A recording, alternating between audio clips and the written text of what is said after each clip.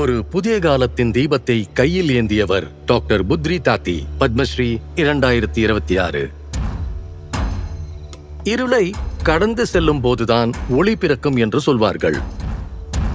அந்த ஒளியாகவே புத்ரி தாத்தி மாறினார். 15 வயதிலேயே அவள் வாழ்க்கையின் ஒரு கடினமான உண்மையை உணர்ந்தாள். பள்ளியை அறியாத குழந்தைகள், அவர்களின் எதிர்காலம் இருளில் மூழ்கியிருந்தது. அந்த சமூகத்தில் பெண்களுக்கு மதிப்பும் இல்லை, உரிமையும் இல்லை. இந்த பெண்களுக்கு நாம உதவலைன்னா யார் உதவுவாங்க?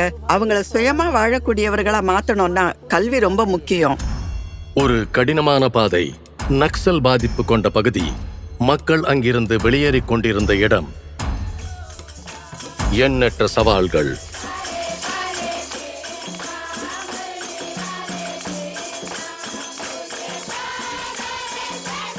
பசி, தாகம் எதையும் பொருட்படுத்தாமல் அவள் கிராமம் கிராமமாக பல மைல்கள் நடந்து சென்றாள். மக்களிடம் விளக்கி அவர்களை ஊக்குவித்தாள். அவள் மக்களிடம் பேசினாள், குழந்தைகளை ஊக்கப்படுத்தினாள், பெற்றோர்களுக்கு உற்சாகமளித்தாள். சில சமயம் நாங்க போனா மக்கள் கதவே சாத்திடுவாங்க. அது ரொம்பவே கஷ்டமா இருக்கும். காலத்தின் போக்கில் மூடப்பட்டிருந்த அந்த கதவுகள் திறக்கத் தொடங்கின. 90கள்ல குழந்தைகளுக்காக ஒரு சின்ன பள்ளியை நான் தொடங்கினேன்.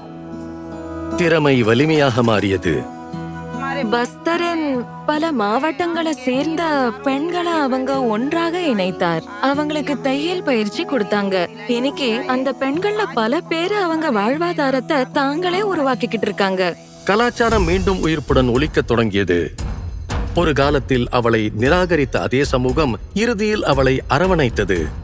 ஆனால் புத்ரி தாத்திக்கு எந்த விருதையும் விட மதிப்பு மிக்கது ஒன்று இருந்தது. குழந்தைகளின் முகத்தில் மலரும் புன்னகை, கல்வியை நோக்கி அவர்கள் முன்னேறும் அடிகள். அவர்களுக்கு அவள்.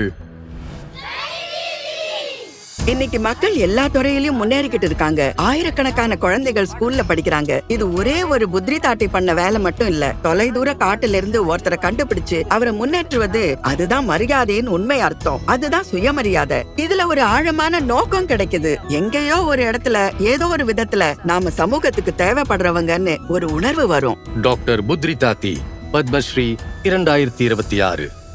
கோடி கோடி நமஸ்காரம்.